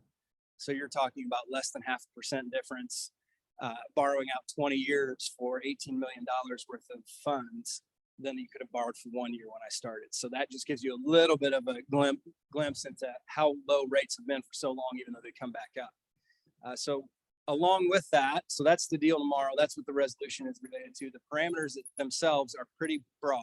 So it puts us in a box so you don't have to have another special board meeting. As long as we hit all of those tick marks within that box, then we can bring you a deal. The things that are fixed are our fee, the cost of issuance that you see from other firms like Gilmore & Bell, Pegage, and all of that.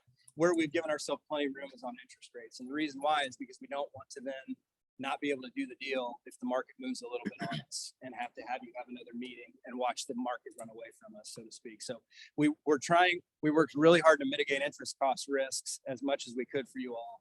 And we want to do that as well with the parameters. We don't want to put us, get within a few basis points of what we think we're going to get, so that then tomorrow morning, if the market opens up with some bad news or it's got an off tone, then all of a sudden we don't have a deal, instead of being able to figure something out for you all.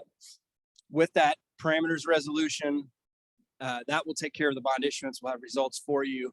But for the future planning stuff, for your strategic plan, for your long range plan, as you're looking at all your finances, we have done a lot of work on the background with your administration. I know you've seen a lot of this, but just as a reminder, you've got the potential to continue to do no tax increase bond issues on a relatively regular basis. We're talking every 3 to 5 years based on the levy amount that you have coming in, the payments that we are showing that you have right now, which we know what they will be, and then your future revenue streams. And when we assume future revenue streams, we're not assuming a bunch of growth. We're not assuming a bunch of stuff's coming in, and that's how you're able to do this. We're actually designing your debt in a way that allows you to continue to go back out and do that. And your levy is already designed that way. Additionally, I know you've probably heard a lot about this. We've done some of these levy transfers. So if you think about your total levy as one big pot of money, we have that debt service fund. So your general obligation debt, which is what we're talking about here, is paid out of your debt service fund. That money can only be used to pay bricks and mortar debt. So you can't use it to hire staff or buy books or do any operational stuff. With a vote of your people, though, you can move some of that over. Now you will sacrifice the ability to come back as often or as large on your capital projects, but we actually have a plan in place that over the next 7 or 8 years will allow you to do $30 to $40 million worth of improvements and move some additional dollars over into your operational fund should you need to do that. That is not set in stone. We want to work with you. We want that to be a living, breathing document. And we have some growth and reassessment coming up this year that I think we've underestimated. I think just from some of the inflation and things that are going on in the economy, we're going to see some growth in your assessed value in excess of what we've estimated. And that's about 93% of the revenue you pull in. I mean, your local tax dollars are almost 100% of really how you pay back this bricks and mortar debt. So you're looking good shape in terms of what you can do long range plan. And so the resolution tonight is simply to allow us to go out and price the bonds tomorrow. Like I said, get around a 4% interest rate, put about $18 million in the bank, and set you up to be able to continue to go back and maintain your facilities or expand them as the need should arise. And you're never forced to do anything in our plan, of course. That can be, like I said, living, breathing. You can pay down debt, you can shift money over.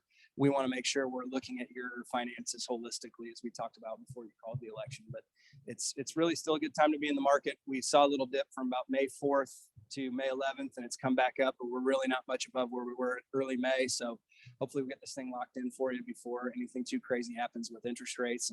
And we certainly can do that within the plan of finance that you want to do in your debt service fund. I don't know if you have any questions for Mr. Crumpton on the resolution. Sorry, that was a lot. Hopefully, Mr. Hedgeforth got those documents uploaded to you so you can see the set of numbers in front of you. On that sources and uses page, you can see the deposit to the construction fund or uses. So you can see that I think it's 18,020,000 and change. The one thing I would point, or the few things I'd point to you on that sources and uses page. So this is where the money's coming from, where it's going. Our fee is that total underwriter's discount. It's 0.7% of par, $7 per $1,000 issued. Again, the vast majority of that fee goes towards making sure that we have the broadest base of investors interested in your bonds. So we're going to put all those 350 plus institutional bond salesmen. We've got our municipal oversight division. You are regulated by FINRA, the SEC, MSRB, the state auditor, to name a few when you go out and issue money into the capital markets. And so we've got a large team, almost 500 people, believe it or not, at Smithville will touch your deal before it's all said and done, so that we are in compliance with all state regulatory rules and laws and all federal regulatory rules and laws when you go out and do this. As a reminder, you're able to issue your debt, what we call double tax exempt. So the investors and the holders of those bonds will not pay any income tax at the state or the federal level for the interest earned. So if you think about what you're hoping to earn, if you're not paying taxes on it, you're willing to accept a lower rate of return. So in exchange for that, you are regulated. The IRS is another one I forgot to mention. So you've got a lot of different regulations that you've got to keep an eye on. The other fee in there I would mention to you, and I know you work, most of you are new, so you don't remember this gentleman, but a partner of mine, a mentor of mine, Greg Bricker, had worked with you all for years and years and years. And there's a fee on there called the state auditor fee. Prior to 2009, had Greg not introduced a bill with an emergency clause, that fee would have been $18,000. I was in Liberty last night talking about their $120 million deal. It would have been $120,000 fee for them. Greg didn't, that was what essentially amounts to a couple hours of work for the state auditor for one of their analysts on a computer. Greg acknowledged that that was probably too much, worked with the state auditor and a couple legislators in 2009 to get a bill passed with an emergency clause on it. So it immediately went into effect. So this is now the 15th season of building for most school districts have their elections in April. The 15th season of school building where Greg has put money, millions and millions and millions of dollars back into the hands of school districts so that they can improve facilities for kids. So I want to mention that Greg did that in 2009. We used to call that the George K. Baum bill, and Stiefel bought us, but now we really call it the Greg Bricker bill. That's part of his legacy. He was a good mentor to me. So as long as you'll give me the pleasure of coming up here and talking to you, when we do an issuance, I'm going to tell you that story because Greg saved you $17,000. So when you look around, there's some additional small project that you got done because of the work that he did, and that benefits everyone, not just the folks that work with us. So it's been a great bill and it's done a lot of good. And just in the Northland here, it's going to save $137,000 for projects for kiddos. So with that, I know I've given you a ton of information and had a lot of questions. The rest of that stuff is just kind of source material. I will talk a little bit about the structure. I think we talked about this in the fall when I was here. You'll see some principal up front, and then you'll see it kind of fade off and a little less principal on the structure. And I think that's on page 2, and then you can see it on page 3, and then you'll see it pick back up again. That's very typical structure for what we do in Missouri with no tax increase bond issues. It used to be that you would see a lot of just the principal on the very, very back end of that. We're doing more of what we call a barbell. That's again designed to allow you to come back out and issue debt on a regular basis. But that's also when we do no tax increase bond issues, not surprisingly, we can't just start amortizing principal through the whole thing because we're capitalizing on minute gains in your revenues, right? To be able to do no tax increase. If we wanted to do these and make them look like your mortgage, every bond issue you would do would be a pretty significant tax increase. But we are wanting to make sure you've got some money built up. You have grown a little bit faster than we projected, which is something we'd like to see. We try to be conservative. So we do want to take advantage of some of the money that you have sitting in reserve. So you'll see that large payment in the first year. So you're essentially just taking that money and putting cash towards your projects. We can't technically do that. It'd be nice if we could just make a transfer from 3 to 4. We can't, but we shorten that up as much as we can. We still feel you have very safe and comfortable reserve, but we don't want to be a bank. We don't want money just sitting there in your debt service fund. And then we'll go ahead and amortize some principal, not a lot, and then you can see that big amount at the end. That is intentional, obviously, to wrap, like we said, but also rates are still very low historically. And so we do want to borrow as much of that money as we can out as long as we can. You can always pay it off early, But if we've got the ability to borrow that out and then shorten the duration of your next issue, so in other words, clear out room to make the next issue shorter if rates have gone up, obviously the shorter amount of time you pay on interest, regardless of the rate, the less interest you pay. So that's what we want to do, is be cognizant of historically what things have looked like, so that we're leaving room for you to be able to come back in and fill that in with potentially higher interest rate debt in the future. So yeah, had a long board meeting, sorry, but this is a big deal. For Oh, you this is all. a short well, meeting. But Could have been here last month. you're getting us money and saving us Yeah, money. no. We're good. Okay. No, and you should be very proud of your admin, because this was a tall task, a tough ask. We try to make it as unengaging as we can, but when we try to get something done in 5 weeks, it's a Okay. So it sounds like you guys are helpful down in Jeff City. So are you willing to help the school districts with the chapter 100 language down at Jeff City, getting that straightened out for bonding capacity? yes. So interestingly enough, and I don't know if you and I have had this discussion, the state statute actually says that, so chapter 100 is a means of a tax abatement that's similar to a TIF, but it misses some of the reporting requirements that come in with TIFs, because there's not a commission, there's nothing else. It's essentially the city takes over property and owns it and leases it to a developer, so that there's no sales tax and no property tax. One of the things we would like to be able to do with that is count that towards your bonding capacity, because you need that bonding capacity to do projects, right? It's very low debt state. Missouri's a very low debt state. It's hard to get that done. The statute itself actually says that will be included as otherwise taxable tangible property, which means it does count towards your bonding capacity. It just doesn't count towards your tax revenues.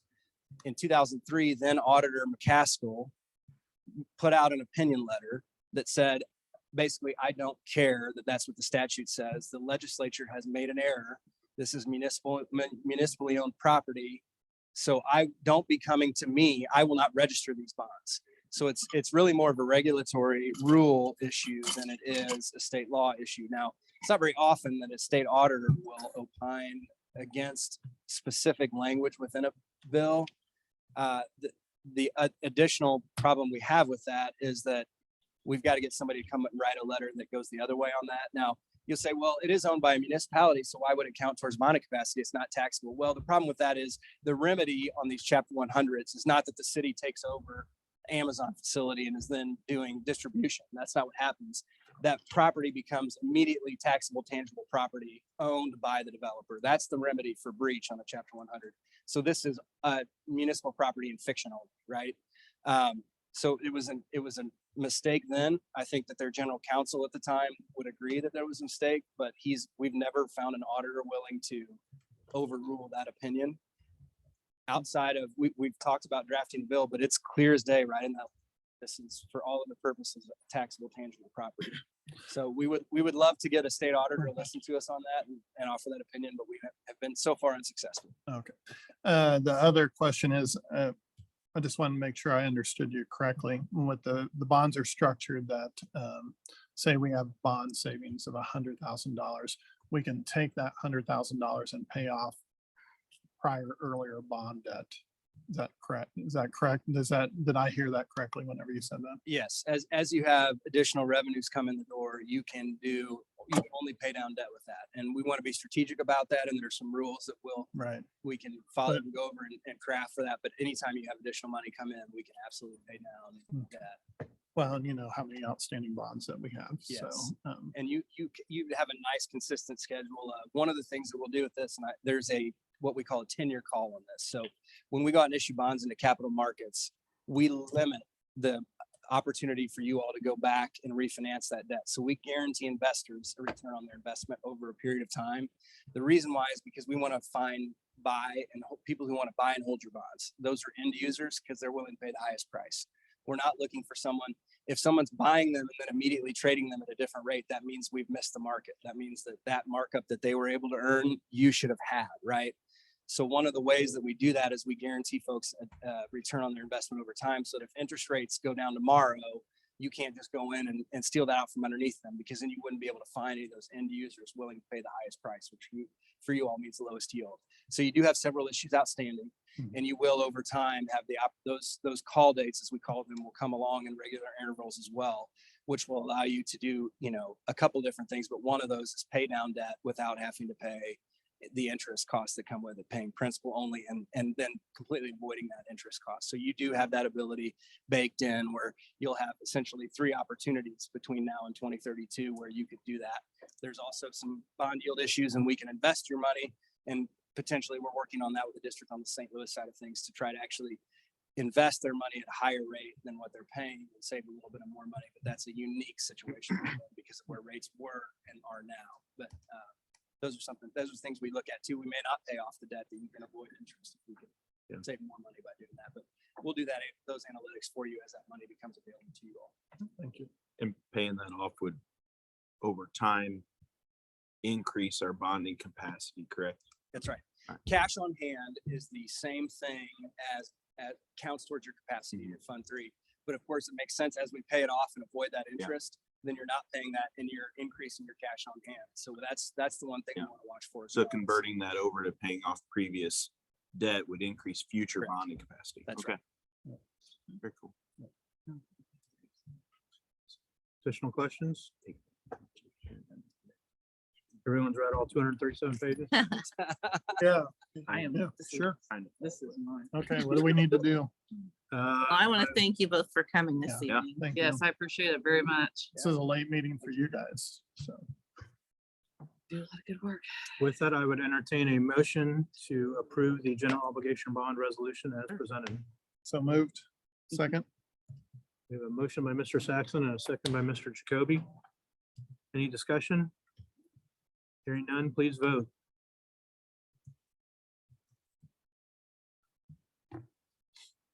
Motion carries 7-0. I believe you have a couple trees worth of paperwork for me to sign as soon as we. I gotta, Thank you for dinner last week. And we were so sorry you couldn't join us. But you were working on our stuff, weren't you? Thank you very much. Next item on the agenda, 11.2, security camera bid approval. So Randy can answer questions about this, but before he does, this is like the very first step of our bond. This is the first purchase for safety and security. So if you have specific questions about that. I like that this is the first step we're taking. The only question I have in regards to the bid is obviously selecting Converge One. Just a general question: have we worked with them before? We have the cameras we got for the WAC was through them. I mean, but yes, we have, and they were also the lowest bidder as well. And they're only providing the cameras. We're going to hang them, run all the cabling to them. None of that's contracted out. So they're just simply providing the equipment. Infrastructure. That's it. Cool. Any other questions? Then I entertain a motion to approve the bid as presented. So moved. Second. We have a motion and a second. I think we've got a pattern this evening. If there's no further discussion, please vote.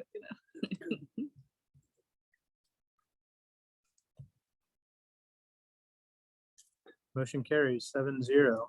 Next item on the agenda, approval of program evaluation minutes from May 2nd, 2023.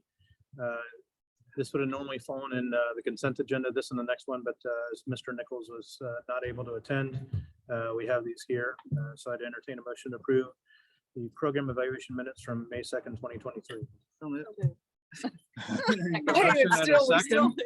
Somebody knew. Thank you. Got it. Um, Who got first? Was it you, Susan? Yeah, sure. It doesn't matter. We'll flip it on the next one. How's that? If there's no discussion, please vote or abstain.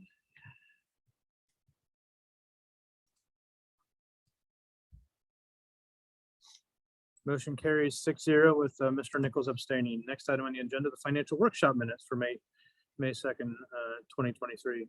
Mr. Carlo, did I hear a motion to approve? So moved. Second. We hear a motion and a second. If there's no further discussion, please vote.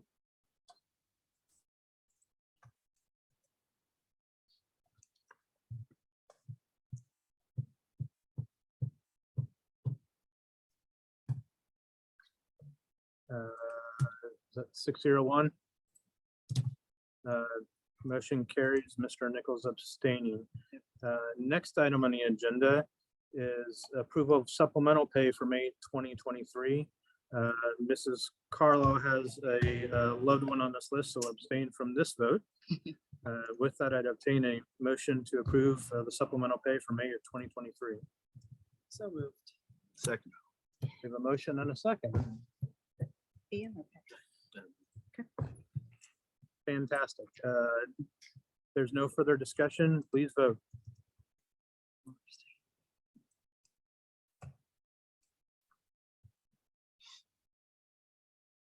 Six zero with Mrs. Carlisle abstaining. Next on the agenda, the 2023-2024 school board meeting dates. I don't have a lot to say. It's pretty straightforward, just trying to have the dates for the next year ahead, so you have them for your calendars as well as the program evaluation rotation. It's a 2-year process, so those dates have just been set and provided to you for the future. Much appreciated. There was one thing that stood out to me, and that was that there was a tentative May 7th at the same time as a program evaluation, May 7th. Oh, I just did the corresponding date for the program evaluation. So how about if I move that to the week before? So Okay. instead of the first Tuesday in May, it'll be this last Tuesday in April. Would that For be which okay? thing? For the program evaluation. That works. 'Cause I guess I was No, you kind of mistake. thinking that the budget workshop probably was not going to be an hour. No, know, you're right. not No, that- we just had a mistake on our end. We Caught it for us. Two we different did the- documents and we did not. We've done it compare. together. We did it together. We did the program This year evaluation we at did. 6 Yeah. and the budget workshop at Yeah, we 7, did, so that's it will true. probably Yeah. be the same. Okay. Okay, Yes. Yeah. maybe we didn't make a mistake. We can do it whenever we want. Maybe we made a mistake, maybe. Let's move it. I was We gonna can say, always just move because it. we approve it tonight doesn't mean we can't change it, right? That's absolutely correct. Trying to be so prompt. Do I have a motion to approve the Second. motion and a second? I'm assuming no further discussion, so please vote.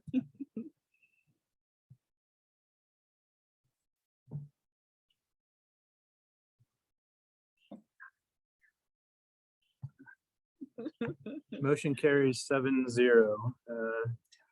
Next item on the agenda, 11.7 personnel report. Yes, in your packet, you have the personnel report. I'm happy to answer. So for those newly watching at home who haven't watched these meetings before, and these are personnel issues, these are addressed and talked through in executive session prior due to state law. So these tend to have a discussion at that point, and so when it comes here for approval, there's already been a bit of discussion under the practices of state law. With that, I would entertain a motion to approve the personnel report as presented. Second. We have a motion by Mrs. Cudd and a second by Mr. Saxton. Hearing no further discussion, please vote.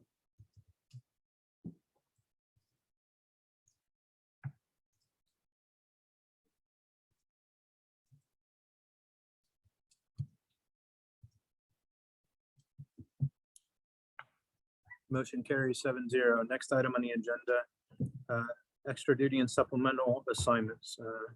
Mr. Nichols has a relative on this report, so we'll be abstaining from this one. With that, I'd entertain a motion to approve the extra duty and supplemental assignments. So moved. Second. We have a motion and a second. Hearing no further discussion, please vote.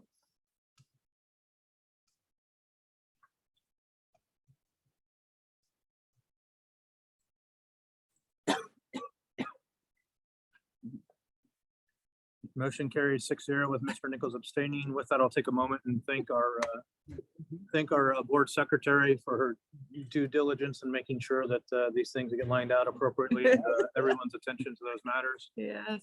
Congratulations on guys. the big win this evening, young man. Next item on the agenda, 11.9 MSBA policy revisions for personnel for the first of 2 readings. Yeah, so in your packet, you have 5 policies that we've made some revisions to that, like your feedback, discussion, I'm open to any questions that you may have. The first one is on the family medical leave. What is the question on that? Questions on these? No questions. I was just, thank you for working on the professional staff long-term leaves. And I know we've been talking about this the whole time I've been on the board, had controversy about it, and I appreciate us working on it in our policy. Any questions on any of the policies before you?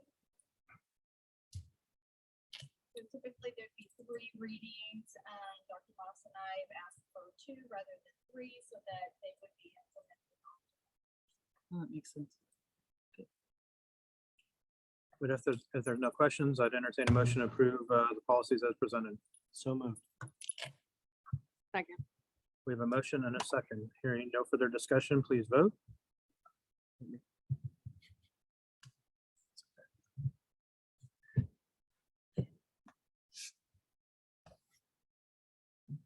Motion carries 7-0.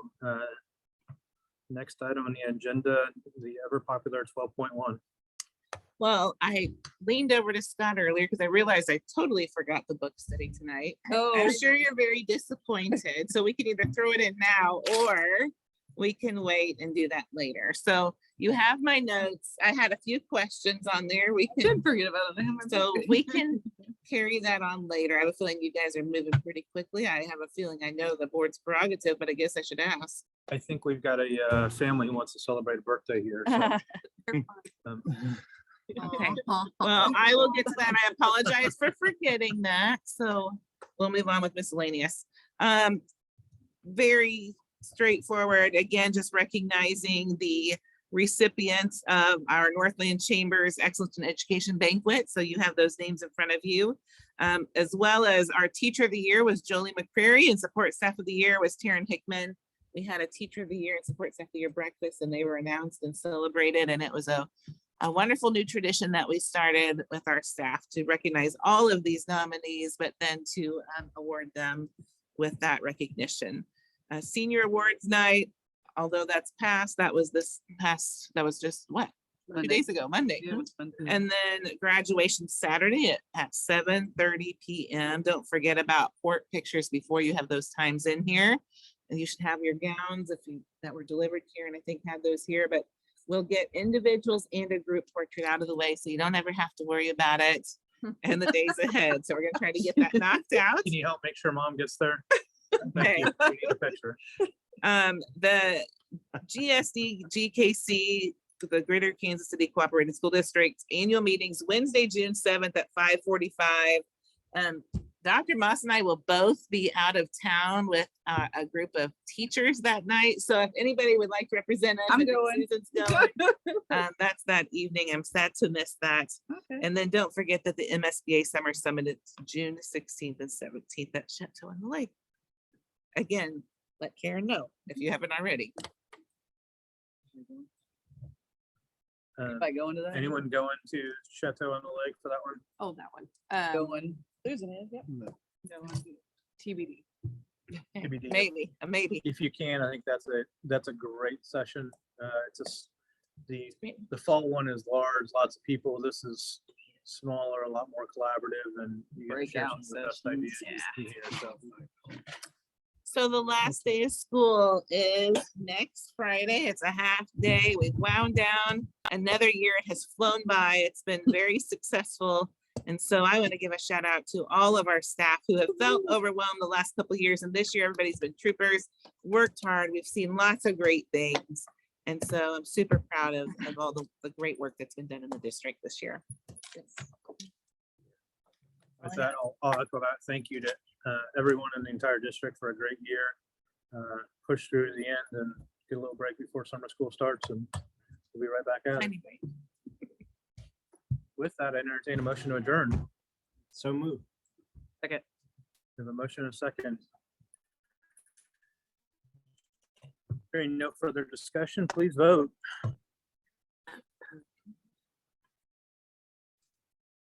Mhm.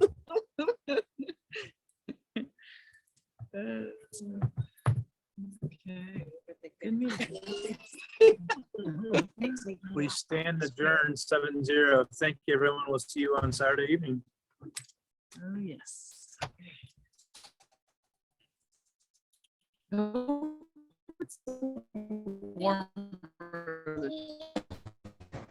know. It was cold last year. I haven't looked. We're gonna